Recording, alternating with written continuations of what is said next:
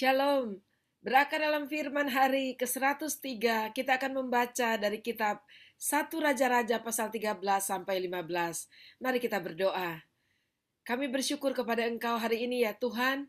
Kami boleh datang dan bersama-sama kami boleh menikmati kebenaran firman Tuhan lewat pembacaan secara teratur setiap hari.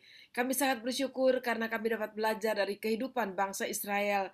Dan biarlah apa yang baik dari Engkau, apa yang Engkau inginkan kami lakukan dalam hidup kami, biarlah kami boleh belajar dan melakukannya di dalam kehidupan kami. Terima kasih ya Tuhan, dalam nama Yesus kami berdoa. Amin. Pasal 13. Sedang Yerobeam berdiri di atas mezbah itu sambil membakar korban, maka atas perintah Tuhan datanglah seorang abdi Allah dari Yehuda ke Betel. Lalu atas perintah Tuhan berserulah orang itu terhadap mezbah itu, katanya, hai mezbah, beginilah firman Tuhan, bahwasanya seorang anak akan lahir pada keluarga Daud, Yosia namanya. Ia akan menyembelih di atasmu imam-imam bukit pengorbanan yang membakar korban di atasmu, juga tulang-tulang manusia akan dibakar di atasmu. Pada waktu itu juga ia memberitahukan suatu tanda ajaib, katanya, inilah tanda ajaib bahwa Tuhan telah berfirman, bahwasanya mezbah itu akan pecah sehingga tercurah abu yang di atasnya. Demi Raja Yerobeam mendengar perkataan abdi Allah yang diserukannya terhadap mezbah Betel itu. Ia mengulurkan tangannya dari atas mezbah dan berkata, tangkaplah dia. Tetapi tangan yang diulurkannya terhadap orang itu menjadi kejang, sehingga tidak dapat ditariknya kembali. Mezbah itu pun pecahlah, sehingga abu yang di atasnya tercurah sesuai dengan tanda ajaib yang diberitahukan abdi Allah itu atas perintah Tuhan. Lalu berbicaralah raja dan berkata kepada abdi Allah itu, mohonkanlah belas kasihan Tuhan Allahmu dan berdoalah untukku supaya tanganku dapat kembali. Dan abdi Allah itu memohonkan belas kasihan Tuhan, maka tangan raja itu dapat kembali dan menjadi seperti semula. Kemudian berbicaralah raja kepada abdi Allah itu, marilah bersama-sama dengan aku ke rumah, segarkanlah badanmu, sesudah itu aku hendak memberikan suatu hadiah kepadamu. Tetapi abdi Allah itu berkata kepada raja, sekalipun setengah dari istanamu kau berikan kepadaku, aku tidak mau singgah kepadamu, juga aku tidak mau makan roti atau minum air di tempat ini. Sebab beginilah diperintahkan kepadaku atas firman Tuhan, jangan makan roti atau minum air, dan jangan kembali melalui jalan yang telah kau tempuh itu. Lalu pergilah ia melalui jalan lain, dan tidak kembali melalui jalan yang telah diambilnya untuk datang ke Betel. Di Betel diam seorang nabi tua. Anak-anaknya datang menceritakan kepadanya segala perbuatan yang dilakukan abdi Allah pada hari itu di Betel. Mereka menceritakan juga kepada ayah mereka perkataan yang dikatakannya kepada raja. Kemudian ayah mereka bertanya, dari jalan manakah ia pergi? Lalu anak-anaknya menunjukkan kepadanya jalan yang diambil abdi Allah yang datang dari Yehuda itu. Ia berkata kepada anak-anaknya, pelanai keledai bagiku. Mereka memelanai keledai baginya, lalu ia menunggangnya dan pergi mengikuti abdi Allah itu dan mendapatinya duduk di bawah sebuah pohon besar. Ia bertanya kepadanya, engkaukah abdi Allah yang telah datang dari Yehuda? Jawabnya, ya, akulah itu. Katanya kepadanya, marilah bersama-sama aku ke rumah untuk makan roti. Tetapi jawabnya, aku tidak dapat kembali bersama-sama engkau dan singgah kepadamu. Aku tidak dapat makan roti atau minum air bersama-sama engkau di tempat ini. Sebab telah diperintahkan kepadaku atas firman Tuhan, jangan makan roti atau minum air di sana. Jangan berjalan pulang melalui jalan yang telah kau ambil itu. Lalu jawabnya kepadanya, aku pun seorang nabi juga seperti engkau. Dan atas perintah Tuhan, seorang malaikat telah berkata kepadaku bahwa dia pulang bersama-sama engkau ke rumahmu, supaya ia makan roti dan minum air. Tetapi ia berbohong kepadanya.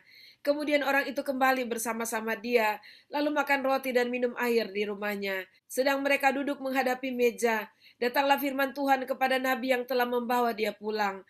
Ia berseru kepada abdi Allah yang telah datang dari Yehuda, beginilah firman Tuhan, karena engkau telah memberontak terhadap titah Tuhan dan tidak berpegang pada segala perintah yang diperintahkan kepadamu oleh Tuhan Allahmu, tetapi kembali dan makan roti dan minum air di tempat ini, walaupun ia telah berfirman kepadamu, jangan makan roti atau minum air, maka mayatmu tidak akan masuk ke dalam kubur nenek moyangmu. Setelah orang itu makan roti dan minum air, dipelanailah keledai baginya. Orang itu pergi, tetapi di tengah jalan ia diserang seekor singa dan mati diterkam. Mayatnya tercampak di jalan dan keledai itu berdiri di sampingnya. Singa itu pun berdiri di samping mayat itu. Orang-orang yang lewat melihat mayat itu tercampak di jalan dan singa berdiri di sampingnya. Dan mereka menceritakannya di kota tempat kediaman nabi tua itu. Ketika hal itu kedengaran kepada nabi yang telah membujuk dia berbalik kembali, ia berkata, "Dialah abdi Allah yang telah memberontak terhadap titah Tuhan. Tuhan menyerahkan dia kepada singa yang mencabik dan membunuhnya sesuai dengan firman Tuhan yang diucapkannya kepadanya." Lalu berbicaralah ia kepada anak-anaknya, "Pelanailah keledai bagiku," dan mereka memelanainya. Kemudian ia pergi dan menemukan mayat orang itu tercampak di jalan, sedang keledai dan singa berdiri di sampingnya. Singa itu tidak memakan mayat itu dan tidak mencabik keledai itu. Nabi tua itu mengangkat mayat abdi Allah itu, menaruhnya ke atas keledai, dan membawanya kembali ke kotanya sendiri untuk diratapi dan dikuburkan. Mayat orang itu dikuburkannya dalam kuburnya sendiri. Maka diratapilah dia, "Wahai saudaraku." Setelah ia menguburkannya, ia berkata kepada anak-anaknya, "Kalau aku mati, kuburkanlah aku dalam kubur ini bersama dengan abdi Allah itu, dan taruhlah tulang-tulangku di sisi tulang-tulangnya." Sebab perkataan yang atas perintah Tuhan telah diserukannya terhadap mezbah yang di Betel itu, dan terhadap segala kuil di bukit-bukit pengorbanan yang di kota-kota Samaria akan betul-betul terjadi. Sesudah peristiwa ini pun Yerobeam tidak berbalik dari kelakuannya yang jahat itu, tetapi mengangkat pula imam-imam dari kalangan rakyat untuk bukit-bukit pengorbanan. Siapa yang mau saja ditabiskannya menjadi imam untuk bukit-bukit pengorbanan. Dan tindakan itu menjadi dosa bagi keluarga Yerobeam, sehingga mereka dilenyapkan dan dipunahkan dari muka bumi. Pasal 14. Pada waktu itu Abia anak Yerobeam jatuh sakit. Lalu Yerobeam berkata kepada istrinya, "Berkemaslah, menyamarlah supaya jangan diketahui orang bahwa engkau istri Yerobeam, dan pergilah ke Silo. Bukankah di sana tinggal Nabi Ahia? Dialah yang telah mengatakan tentang aku bahwa aku akan menjadi raja atas bangsa ini. Bawalah 10 roti, kue kismis, dan sebuli-buli air madu, dan pergilah kepadanya. Dia akan memberitahukan kepadamu apa yang akan terjadi dengan anak ini." Istri Yerobeam berbuat demikian. Ia berkemas, pergi ke Silo dan masuk ke rumah Ahia. Ahia tidak dapat melihat lagi, sebab matanya sudah kabur karena ia sudah tua. Tetapi Tuhan telah berfirman kepada Ahia, bahwasanya istri Yerobeam datang untuk menanyakan kepadamu perihal anaknya, sebab anak itu sedang sakit. Begini-begini harus kau katakan kepadanya. Ketika perempuan itu masuk, berbuatlah ia seolah-olah ia orang lain. Tetapi segera sesudah Ahia mendengar bunyi langkah perempuan itu, sementara melangkah masuk pintu, berkatalah ia, "Masuklah, hai istri Yerobeam. Mengapakah engkau berbuat seolah-olah engkau orang lain? Aku disuruh menyampaikan pesan yang keras kepadamu. Pergilah katakan kepada Yerobeam, beginilah firman Tuhan Allah Israel, aku telah meninggikan engkau dari tengah-tengah bangsa itu, dan mengangkat engkau menjadi raja atas umatku Israel. Aku telah mengoyakkan kerajaan dari keluarga Daud, dan memberikannya kepadamu. Tetapi engkau tidak seperti hambaku Daud, yang tetap mentaati segala perintahku, dan mengikuti aku dengan segenap hatinya, dan hanya melakukan apa yang benar di mataku. Sebab engkau telah melakukan perbuatan jahat lebih dari semua orang yang mendahului engkau, dan telah membuat bagimu Allah lain dan patung-patung tuangan, sehingga engkau menimbulkan sakit hatiku, bahkan engkau telah membelakangi aku. Maka aku akan mendatangkan malapetaka kepada keluarga Yerobeam. Aku akan melenyapkan daripada Yerobeam setiap orang laki-laki, baik yang tinggi maupun yang rendah kedudukannya di Israel. Aku akan menyapu keluarga Yerobeam seperti orang menyapu tahi sampai habis. Setiap orang daripada Yerobeam yang mati di kota akan dimakan anjing, dan yang mati di padang akan dimakan burung yang di udara, sebab Tuhan telah mengatakannya. Tetapi bangunlah dan pulang ke rumahmu. Pada saat kakimu melangkah masuk kota, anak itu akan mati. Seluruh Israel akan meratapi dia dan menguburkan dia, sebab hanya dialah daripada keluarga Yerobeam yang akan mendapat kubur. Sebab di antara keluarga Yerobeam, hanya padanya lah terdapat sesuatu yang baik di mata Tuhan, Allah Israel. Dan Tuhan akan membangkitkan baginya seorang raja atas Israel, yang akan melenyapkan keluarga Yerobeam, seperti kenyataan sekarang ini. Kemudian Tuhan akan menghajar orang Israel sehingga tergoyah-goyah seperti gelagah di air, dan ia akan menyentakkan mereka daripada tanah yang baik ini yang telah diberikannya kepada nenek moyang mereka. Ia akan menyerahkan mereka ke seberang sungai Efrat sana, dan oleh karena mereka telah membuat tiang-tiang berhala mereka, dan dengan demikian menyakiti hati Tuhan, ia akan melepas tangan terhadap orang Israel oleh karena dosa-dosa yang telah dilakukan Yerobeam, dan yang mengakibatkan orang Israel berdosa pula. Sesudah itu bangkitlah istri Yerobeam dan pergi. Lalu sampailah ia ke Tirsa. Pada saat ia masuk melangkah ambang pintu rumah, matilah anak itu. Mereka menguburkannya dan seluruh Israel meratapi dia sesuai dengan firman Tuhan yang diucapkannya dengan perantaraan hambanya Nabi Ahia. Selebihnya dari riwayat Yerobeam, bagaimana ia berperang dan bagaimana ia memerintah, sesungguhnya semuanya itu tertulis dalam kitab sejarah raja-raja Israel. Lamanya Yerobeam memerintah ada 22 tahun. Kemudian ia mendapat perhentian bersama-sama dengan nenek moyangnya. Maka anaknya menjadi raja menggantikan dia. Adapun Rehabeam anak Salomo, ia memerintah di Yehuda. Rehabeam berumur 41 tahun pada waktu ia menjadi raja, dan 17 tahun lamanya ia memerintah di Yerusalem, kota yang dipilih Tuhan dari antara segala suku Israel untuk membuat namanya tinggal di sana. Nama ibunya ialah Naama, seorang perempuan Amon. Tetapi orang Yehuda melakukan apa yang jahat di mata Tuhan, dan mereka menimbulkan cemburunya dengan dosa yang diperbuat mereka, lebih daripada segala yang dilakukan nenek moyang mereka. Sebab mereka pun juga mendirikan tempat-tempat pengorbanan dan tugu-tugu berhala dan tiang-tiang berhala di atas setiap bukit yang tinggi dan di bawah setiap pohon yang rimbun. Bahkan ada pelacuran bakti di negeri itu. Mereka berlaku sesuai dengan segala perbuatan keji bangsa-bangsa yang telah dihalau Tuhan dari orang Israel. Tetapi pada tahun kelima zaman Raja Rehabeam, majulah Sisak Raja Mesir menyerang Yerusalem. Ia merampas barang-barang perbendaharaan rumah Tuhan dan barang-barang perbendaharaan rumah raja. Semuanya dirampasnya. Ia merampas juga segala perisai emas yang dibuat Salomo.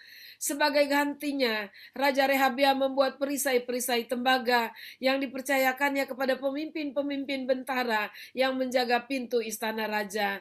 Setiap kali raja masuk ke rumah Tuhan, bentara-bentara membawa masuk perisai-perisai itu, dan mereka pula yang mengembalikannya ke kamar jaga para bentara.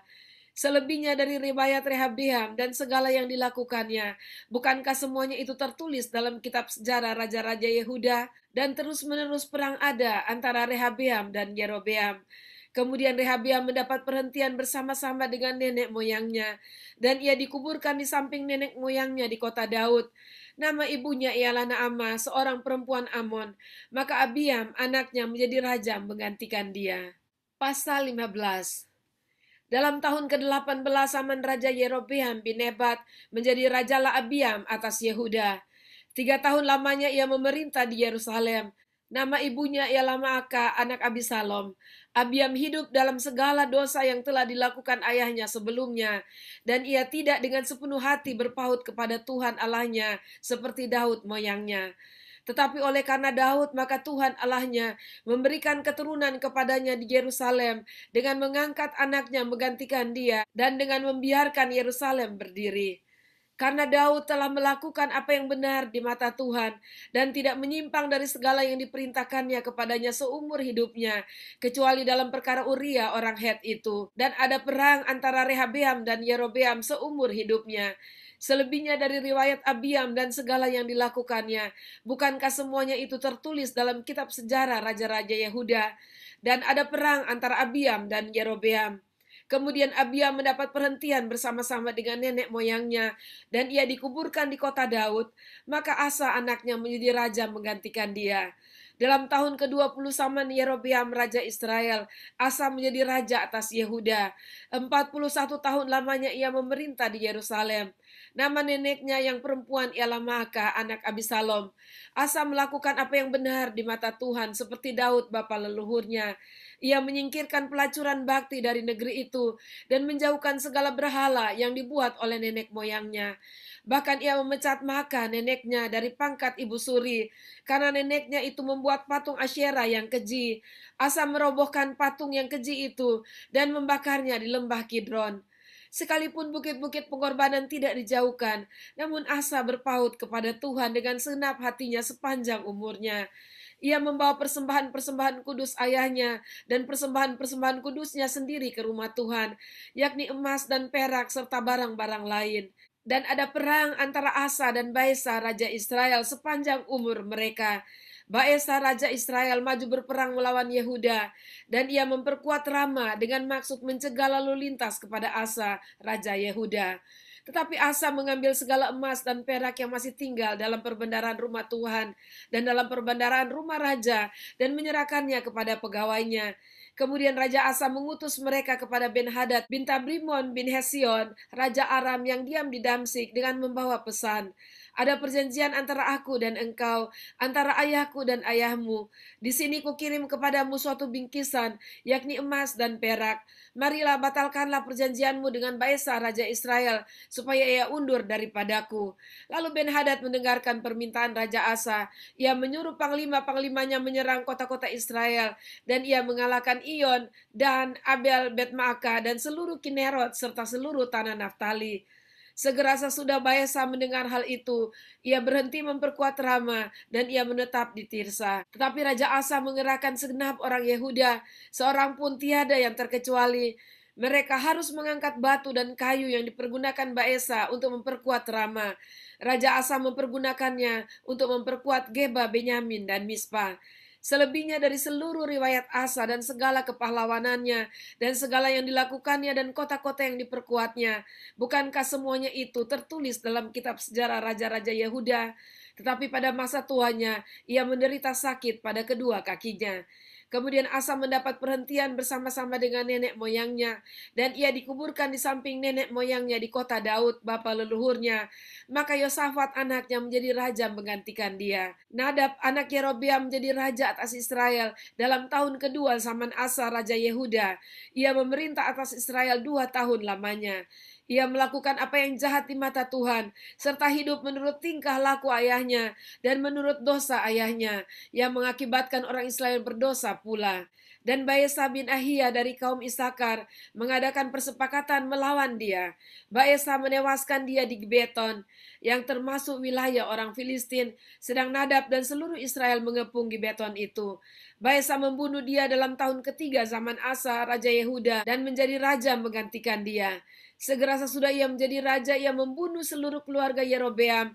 Tidak ada yang bernafas yang ditinggalkannya hidup daripada Yerobeam, sampai dipunahkannya semuanya sesuai dengan firman Tuhan yang diucapkannya dengan perantaraan hambanya Ahia, orang Silo itu. Oleh karena dosa-dosa yang telah dilakukan Yerobeam, yang mengakibatkan orang Israel berdosa pula, oleh sebab sakit hati yang ditimbulkannya pada Tuhan Allah Israel. Selebihnya dari riwayat Nadab dan segala yang dilakukannya, bukankah semuanya itu tertulis dalam kitab sejarah raja-raja Israel? Dan ada perang antara Asa dan Baesa Raja Israel sepanjang umur mereka.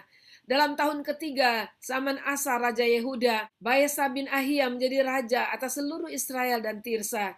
Ia memerintah 24 tahun lamanya. Ia melakukan apa yang jahat di mata Tuhan, serta hidup menurut tingkah laku Yerobeam, dan menurut dosanya yang mengakibatkan orang Israel berdosa pula. Demikianlah pembacaan firman kita pada saat ini. Tuhan tidak pernah mengingkari janjinya untuk memberkati orang-orang yang setia kepadanya. Kiranya Tuhan memberkati kita semua untuk hidup benar dan setia kepada Tuhan. Mari kita berdoa. Terima kasih Tuhan buat pelajaran berharga yang kami sudah belajar bersama-sama pada hari ini. Tuhan tolonglah kami agar kami terus berlaku benar, setia kepada Engkau sampai pada akhirnya. Terima kasih dalam nama Tuhan Yesus kami berdoa. Amin. Puji Tuhan. Sampai jumpa besok. Tuhan Yesus memberkati.